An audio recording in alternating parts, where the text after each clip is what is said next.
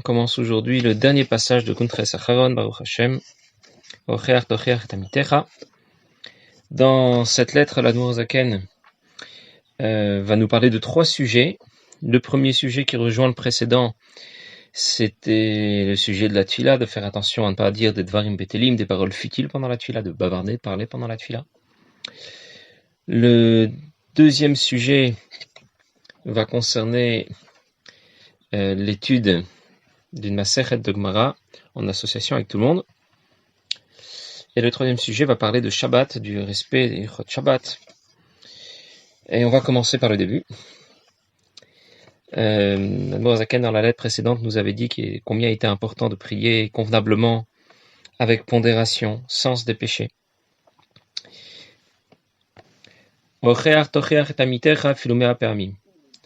Reprocher, tu vas reprocher à ton prochain, même 100 fois.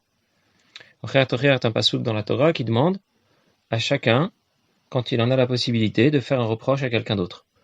On ne peut pas voir quelqu'un mal se comporter et se taire, parce que se taire, ça voudrait dire qu'on accepte et qu'on encourage et qu'on est d'accord avec ce qu'il fait. Et donc, on a l'obligation de parler, de ne pas se taire et de lui faire un reproche lorsque quelqu'un adopte un mauvais comportement. Bien sûr, quand on lui en fait le reproche, il ne s'agit pas de l'insulter, il ne s'agit pas de lui faire de la peine et de le blesser, mais il faut lui faire un reproche avec suffisamment de fermeté pour qu'il cesse d'adopter son mauvais comportement. Et cela même à Philoméa Permis, même 100 fois. Il y a comme ça une série de psukim dans la Torah où l'injonction de la Torah est répétée, comme quand par exemple la Torah demande de rendre un objet perdu. Elle dit « Ashev teshivem » rendre, tu vas rendre. Lorsqu'elle demande de faire la mitzvah de Shiloh Haken, de renvoyer un oiseau à chaque fois, lorsque la Torah le répète, Shalech teshalech et Haken, elle le répète, ce n'est jamais pour rien. En l'occurrence, lorsqu'il s'agit de rendre une aveda, eh bien, il s'agit de la rendre même 100 fois. Ça veut dire, j'ai trouvé un objet perdu et je l'ai ramené à son propriétaire. Et puis le lendemain, de nouveau, cet objet s'est perdu. Alors, au bout de la troisième fois, je me dis, s'il fait pas attention à ses affaires, tant pis pour lui. Bien non, la Torah me demande de répéter le geste que j'ai fait et de lui ramener cet objet. Alors là aussi, quand je fais un reproche à quelqu'un, je lui ai reproché son mauvais comportement. J'ai fait ce que j'avais à faire. Mais s'il recommence, j'ai envie de dire, je lui ai dit, il veut pas, tant pis. Et pourtant, la Torah te dit non, reprocher, tu vas faire un reproche. Ça veut dire, même 100 fois. 100 fois, ça veut dire pas 100 et pas 101. Ça veut dire, c'est une façon de parler. Même si tu dois lui répéter autant de fois que nécessaire, mais tu ne peux pas te taire, quelqu'un qui n'a pas un bon comportement, tu as l'obligation de lui en parler. Au moins de lui en parler. Bien évidemment, il ne s'agit pas de forcer qui que ce soit à faire quoi que ce soit, mais on n'a pas le droit de se taire. Velazot, alors pour cela, l'Admor Zaken vient aussi nous faire un reproche et nous dit je ne peux pas me retenir, me taire et crier encore une fois Bekol anot chalusha, avec une voix qui souffre, une voix angoissée. C'est dire comment le sujet le sujet est sensible pour l'Admor Zaken. Il ne veut pas seulement nous parler d'un sujet intéressant, d'un sujet important, un sujet qui est sensible, qui l'angoisse. S'il vous plaît, ayez pitié de vos âmes, ayez pitié de votre neshama. Et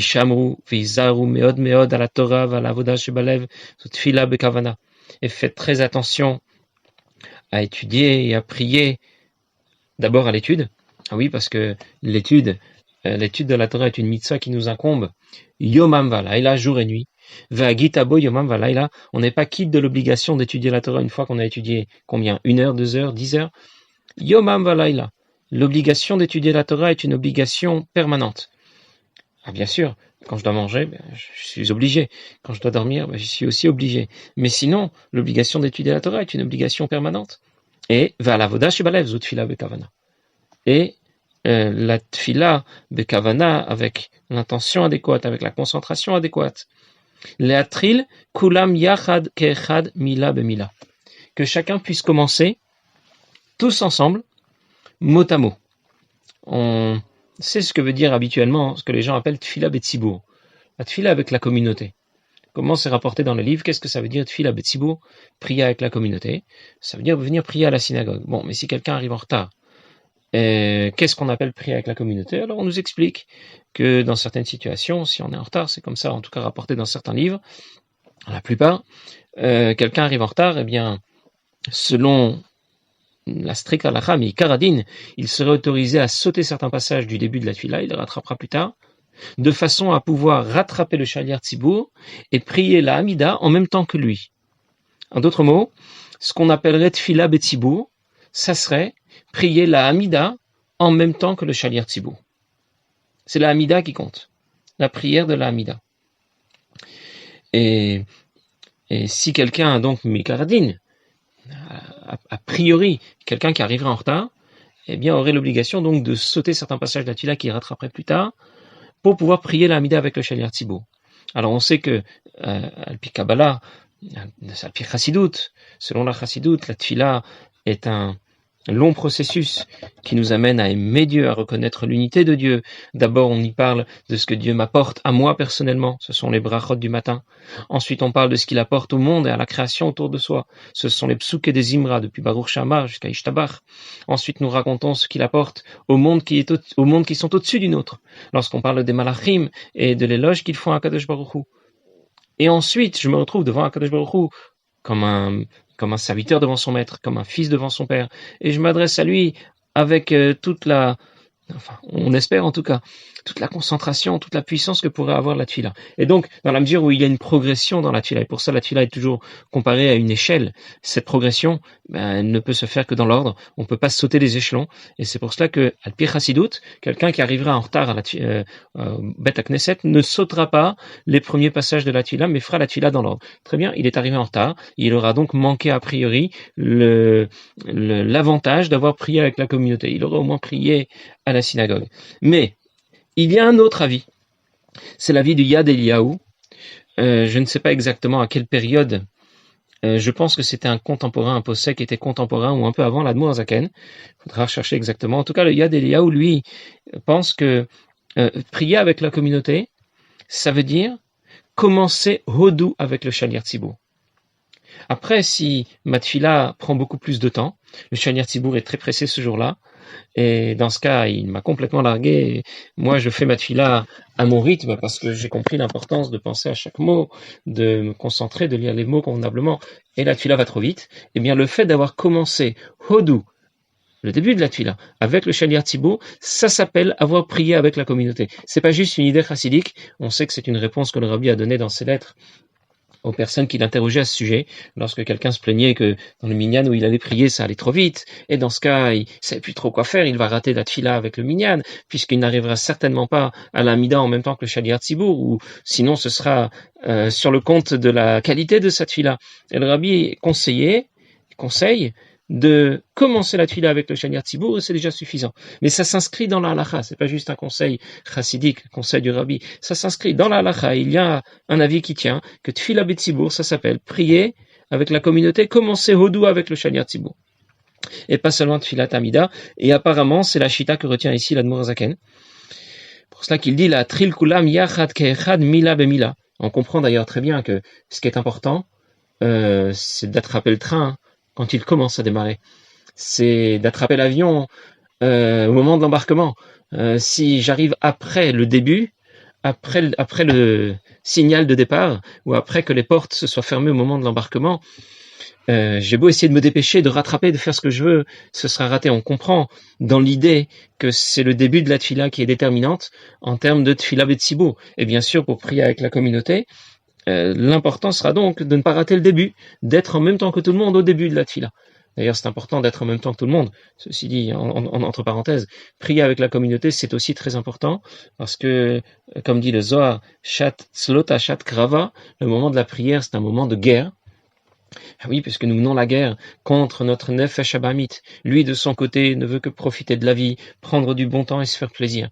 Et l'âme divine, le nefesh Eloki d'autre part, cherche à lui expliquer que tout cela n'a pas d'intérêt et qu'il ferait mieux de s'intéresser à la Torah, à la Kedusha, qui sont nos vraies valeurs. Et bien sûr, donc c'est un moment de guerre dans le sens où c'est un moment de conflit. Et on sait qu'à la guerre, on part pas tout seul.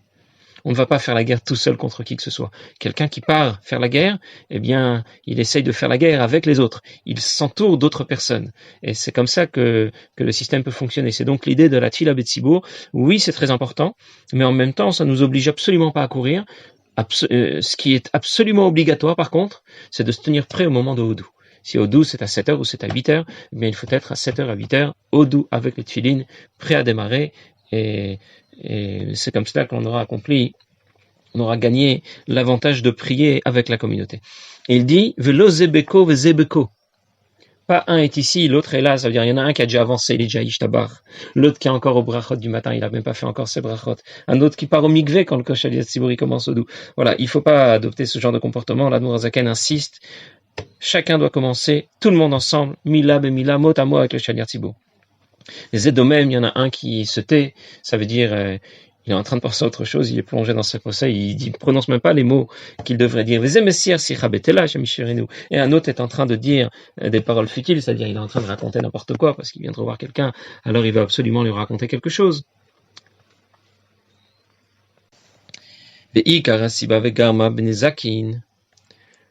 La raison principale pour laquelle des problèmes peuvent arriver, on peut dire c'est à cause de pourquoi des problèmes arrivent, on a l'embarras du choix, pourquoi des problèmes pourraient arriver. Mais pourquoi des problèmes arrivent, à cause du fait que certains vont monter au Hamoud. On parle d'être Yored Lifnei Ateva, parce qu'à l'époque, pour que le Shaliach Tzibour soit imprégné d'un sentiment d'humilité, eh bien, le Hamoud était situé, il fallait faire quelques marches, c'était creusé sous le niveau du plancher. Il devait donc descendre quelques marches, il était donc un peu moins haut que le reste de la communauté derrière lui. En tout cas, on parle donc ici de Yored Lifnei Teva, de descendre devant la Teva, devant le Hamoud. Et quel est le problème? C'est ouvert. Tout celui qui veut y aller, il peut y aller. Peu importe qui il est. Je ne parle pas des recommandations de ce que dit la halacha en termes de choix concernant le Shaliach Tzibour. Alors, on peut retrouver ça surtout pour les Yamim Noraim, où la fonction du Shaliach Tzibour est déterminante, parce qu'il acquitte à la fois ceux qui sauraient prier comme ceux qui ne sauraient pas prier. Mais dans les autres jours de l'année, bien sûr, quand quelqu'un a la possibilité de prier, bien sûr, il suit le Shaliach Tzibour, mais il lui incombe l'obligation de prier lui-même. Et donc, les halachot qui concernent le choix du Shaliach Tzibour sont moins déterminantes pendant l'année. Mais malgré tout, on ne parle pas ici simplement des qualités que doit avoir le Shaliach Tzibour pendant les Yamim Noraim, mais d'une manière générale. Chacun vient et peut prier Mincha. Un qui va se dépêcher, l'autre qui va pas prononcer les mots convenablement, qui va les écorcher, l'autre qu'on ne va pas entendre du début jusqu'à la fin. Et voilà, c'est FK. N'importe qui peut venir, et si quelqu'un a le malheur de faire un reproche à qui que ce soit, c'est tout de suite le scandale dans la synagogue, et voilà, ça se passe pas toujours très bien. Et l'Admour Hazaken dit, c'est Ikara Siba ou Grama Benezakin. C'est la raison majeure pour laquelle les problèmes peuvent survenir. La raison majeure pour laquelle les difficultés surviennent. D'ailleurs, c'est pas vraiment dans l'esprit de la chassidoute que d'imputer un problème à un mauvais comportement. Il y a une époque, c'était dans les années Tavret, si je me trompe pas, vous savez, c'est pour cette raison qu'on dit Avarachamim en Sivan par rapport à Shabbat Avachim, parce que en rapport avec les pogroms qui ont eu lieu dans ces années-là, dans les années 1400 environ, si je me trompe pas. En tout cas, il y a eu de grands pogroms, quoi, dans une époque plus moyenâgeuse. Et à cette époque-là, Rabbi Yom Tov Lipman, c'est celui qui a rédigé le Tosfot Yom Tov, on l'appelle aussi le Tosfot Yom Tov, un commentaire sur la Mishnah. À cette époque-là, il a instauré, non pas, il n'a pas critiqué le comportement des Juifs de son époque pour leur dire que si tout cela est arrivé, c'est de la faute à cause de leur faute et ce genre de choses. Pas du tout. Mais il a voulu quand même faire passer le message et il a instauré une bracha particulière que le Shaliach Tzibour va réciter pour ceux qui vont prier convenablement. Vous voyez, c'est prendre les choses dans le sens positif et pas dans le sens négatif et sévère. Bon, en tout cas ici, L'Admour Zaken nous dit que Ikar Asiba Benzakin, on comprend ce que veut nous dire l'Admour Zaken. Lorsque des difficultés surviennent, eh bien, il faut chercher où sont les manquements, qu'est-ce qu'on pourrait faire pour réparer cette situation, cet ordre des choses. Achotef Efrati. Donc le problème vient de ceux qui viennent s'approprier le Hamoud, parce qu'ils ont considéré que c'était à eux de le faire, pour des raisons qui leur appartiennent. Et on les appelle achotef. Quelqu'un qui est chotef, c'est quelqu'un qui attrape avec violence. Efrati, c'est quelqu'un qui est important. Ça veut dire il se prend pour quelqu'un d'important et il veut être chotef. Il veut attraper ici, attraper avec violence la moud, se l'approprier. O mechamat she'en gam echad rotze vechule. Ou bien parce que peut-être personne ne veut. Il y a trop de gens modestes dans la synagogue et donc tout le monde refuse de monter au Hamoud, alors qu'en réalité c'est ce qui laisse la porte ouverte à n'importe qui de vouloir monter au Hamoud. Ve'il les autres. Alors pour cette raison, Aetza Yeutza Ve'Takana Kvu Achok V'Lo Yavor Ot Chas V'Shalom. Morzaken veut donner un conseil et instaurer que ce soit un chok v'lo yavor, c'est-à-dire que ce soit un décret qui ne soit jamais annulé, en d'autres mots, que cette décision soit prise de façon ferme et définitive. De quoi il s'agit? Que l'on va nommer des gens convenables pour assumer cette fonction, cette tâche que d'être le shaliach tzibur, des gens qui conviennent à cette fonction, soit al piagoral, soit en faisant tirage au sort s'il y en a plusieurs, au britsui rov aminyan, ou bien avec l'agrément de la majeure partie du minyan. Parce que, on précise, rov aminyan, parce qu'il y a toujours des gens qui sont pas contents. C'est normal, dans une communauté, il y a toujours, il y a toujours ceux qui veulent qu'on ouvre les fenêtres et ceux qui veulent qu'on les ferme. Et il y a toujours ceux qui vont dire que le shaliach tzibur va trop vite et ceux qui vont dire qu'il va trop lentement. Donc, tout le monde sera jamais d'accord, tout le monde sera jamais content. C'est comme on dit de Mordechai. Mordechai, après l'histoire de Purim, il est intervenu pour sauver l'ensemble du peuple juif. Et qu'est-ce qu'on dit de lui? Il est ratsouille les rov echav. Il est agréé par la majeure partie de ses frères. Ça veut dire qu'avec tout ce qu'il a fait pour le peuple juif, avec tous les dangers qu'il a su prendre, qu'il a fait prendre à Esther, eh bien, il y avait encore des gens qui critiquaient le comportement de Mordechai. Pour de bonnes raisons, pour des raisons moins valables. C'est pas le sujet ici. Mais c'est dire que c'est comme ça dans le peuple juif. Voilà. En tout cas, c'est compliqué et au moins trouver un shaliach tzibur qui trouve l'agrément de la majorité de la communauté. Rov aminyan. Alors quels sont les critères qui vont nous permettre de désigner le shaliach tzibur? Aïnou. On lui demande pas d'être un tzaddik, mais au moins de répondre à certains critères. Je ne parle pas des critères halachiques, que ça on trouve dans le Shulchan Aruch, dans le Kitzur Shulchan Aruch, un shaliach tzibur doit être voilà. Donc vous avez compris tout de suite que c'est celui qui représente la communauté, donc il doit avoir un bon comportement. Il doit être habillé convenablement. On peut pas être shaliach tzibur pieds nus en sandales ou avec un t-shirt sur le dos. Non, il faut un minimum de tenue, un minimum de correction par rapport à la fonction que l'on va prendre. Bon, mais je ne parle pas de ça. Ici, l'Admor HaZaken ne parle pas de ça. Il parle Aïnou shemit palelim mila bemila bederech hamitzua bekol ram. Il s'agit de prononcer les mots de la tfila bederech hamitzua. Derech hamitzua, ça veut dire à vitesse moyenne, pas trop vite, pas trop lentement. Alors, non, pardon, il parle pas encore ici de la vitesse. B'derech hamitzua, je pense qu'il parle ici, B'derech hamitzua bekol ram, ça veut dire à haute voix, mais sans casser les oreilles à tout le monde, et de sorte aussi qu'on puisse l'entendre. Idéalement, bien sûr, c'est pas facile pour tout le monde, et on trouve peu de shluch et tzibur qui trouvent la force de le faire, mais idéalement, il faudrait que le shaliach tzibur puisse prononcer tous les mots à haute voix. En tout cas, b'derech hamitzua, en tout cas de façon moyenne, qu'on l'entende, quoi. On peut pas simplement entendre le shaliach tzibur quand il dit Kaddish et quand il dit Baruchu, et voilà. Il faut qu'on puisse l'entendre du début à la fin de la tfila, même si c'est pas à voix haute, parce qu'on comprend que ça peut être fatigant, mais pas à voix très haute, mais en tout cas qu'on puisse l'entendre si on se rapproche de lui. Ni traîner au point de fatiguer tout le monde, ni faire courir tout le monde et se dépêcher. Bref, à voix suffisamment intelligible et en même temps à une vitesse normale. Si vous vous souvenez, dans Giret HaKodesh Siman Aleph, l'Admor HaZaken nous disait que qui on peut faire monter au Hamoud, pas quelqu'un qui travaille et qui veut se dépêcher. Celui qui travaille, on lui a déjà dit quelques passages, dans le passage précédent, que on l'autorisait à sortir et il était acquitté par le Shaliach Tzibur. Mais de qui on parle? Quelqu'un qui a tout simplement du temps. Quelqu'un qui enseigne la Torah aux enfants, et donc même s'il a des horaires à respecter, mais il a un peu plus de temps que les autres. Ou bien quelqu'un qui n'a pas besoin de travailler parce qu'il est encore chez ses parents, entretenu par ses parents.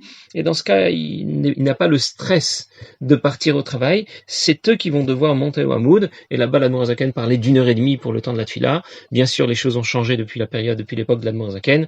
1h30 pour la Tfila, pour nous, ça ferait vraiment long. Là, le Rabbi a déjà répondu. Je crois au Rav Nissan Emanov qu'à notre époque, on pouvait concevoir que une Tfila pouvait durer 1 heure, et ce serait déjà très bien comme ça. C'est à eux qu'incombe l'obligation de prendre le Hamoud, d'être le Shaliach Tzibur, Kol Echad Ve'echad Beyomo Sheyagi Alo, chacun le jour qui lui a été fixé, s'il doit y avoir un roulement, Ve'esof Elav Saviv, et autour de lui se rassembleront Samour, Kol Amit Palelim Bekol Tzat, tous ceux qui comme lui vont prier sans murmurer, Bekol Tzat, qu'on entende au moins les mots, pas non plus à haute voix, pas casser la tête à tout le monde. Kolpanim, lo belachash, il s'agit pas de murmurer. Parfois, on rentre dans une synagogue, on a l'impression, Raz Shalom, à Mavdil, d'être dans un cimetière. Personne ne dit rien. C'est silencieux. Et pourtant, ils sont tous en train de faire la tfila. Et il faut qu'on entende un petit peu de bruit. Pas qu'on entende des gens crier, mais qu'on entende qu'on est en train de dire des mots dans le sidour et s'adresser à Kadosh Baruch Hu. Velo chodfim, Raz Shalom. Et pas non plus avaler les mots. Kim voir betakanot yeshanot bekama ayarot. Comme c'est rapporté que c'est de cette façon que les choses étaient instituées dans plusieurs villes, dans les temps plus anciens. Tabati le Khachan. Donc l'Admor Zaken ne vient pas innover ici, mais simplement rénover les choses. Ul Chazgan ou l'Amtsan, leur donner plus de force, de courage, balimoto, de l'Olam, Shalom, que les choses ne basculent plus comme ça dans la mauvaise direction. Et là, l'Admor Zaken, c'est la seule fois, je crois, dans le Tanya qu'on trouve une expression pareille. Kid vegad, gvald, gvald. Gvald, c'est une expression difficile à traduire. Et c'est comme mensch. En yiddish, ça veut dire un homme, mais ça veut dire beaucoup plus qu'un homme, un mensch. Et pareil ici, gvald, gvald, ça veut dire oi va voy, ça veut dire je ne sais pas comment traduire. Mon Dieu, quelle catastrophe. Et c'est rapporté pourquoi le Rabbi explique dans une sira que lorsque l'Admor Zaken s'exprime comme ça en yiddish, c'est dire à quel point ça le touche, à quel point il se sent concerné, angoissé par la situation. Et il crie comme ça, il l'écrit, mais il crie dans les mots qu'il écrit. Gvald, gvald. Ad mata yezalanu le mokesh. Jusqu'à quand ce sera pour nous un obstacle, ce sera pour nous une faille. Est-ce que tous les malheurs qui nous sont déjà arrivés ne suffisent pas? Hashem yishmerenu vinachamenu bekiflaim letushia, et que Dieu nous garde, nous protège et nous console doublement. Viter libenu lovdo behemet, et qu'il purifie notre cœur pour le servir sincèrement. Soyez forts et courageux dans votre cœur, tous ceux qui espèrent en Akadosh Baruch Hu. Voilà pour le premier passage dans lequel l'Admor Zaken reprend l'idée du passage précédent, et les deux passages suivants, nous allons les laisser pour la prochaine fois. Bezrat Hashem. Une bonne journée à tous.